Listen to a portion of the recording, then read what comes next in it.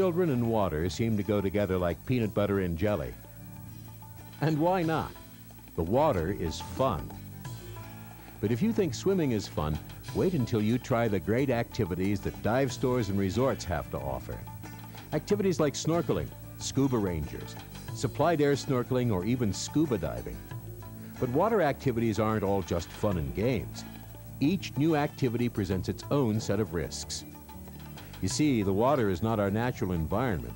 The air is. So each time you enter the water, there is a risk of an accident that may lead to an injury or even death. Before you begin your new water adventure, there are some risks that you and your parents must be aware of and understand.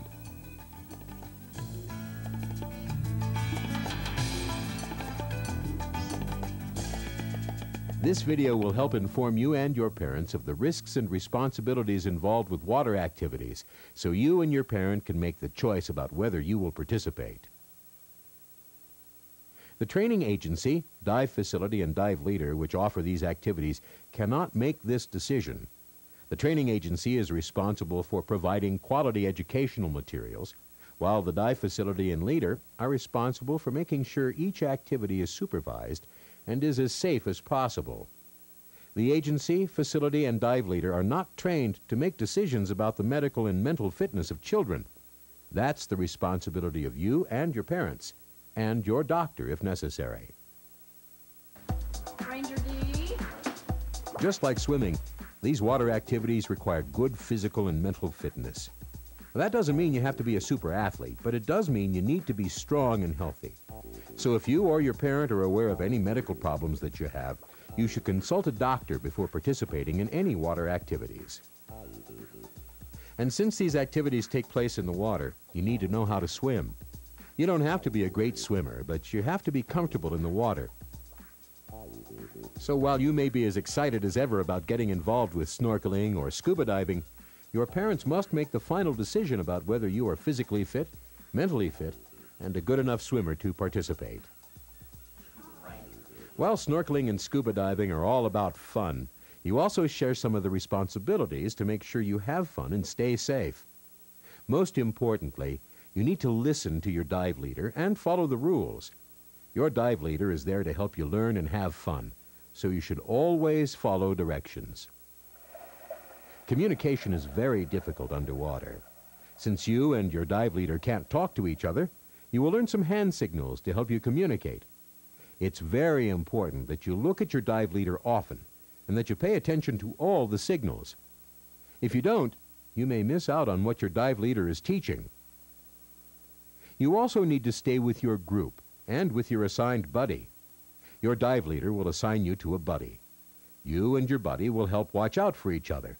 Plus, it's more fun to dive with a buddy. When you spend a lot of time in the water, you may start to feel cold, sick, tired, or hungry. It is your responsibility to let your dive leader know how you feel.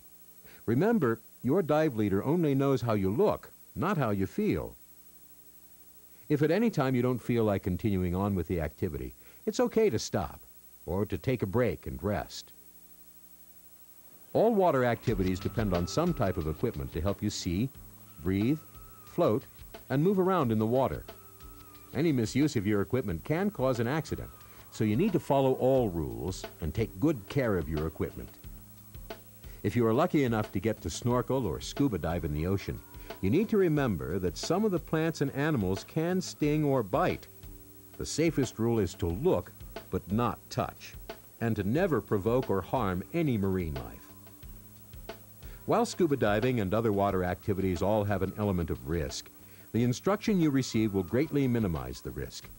Each year, millions of people participate in snorkeling and scuba diving activities, and the number of accidents is extremely low. Remember, any activity that adds adventure to our lives also adds some risk.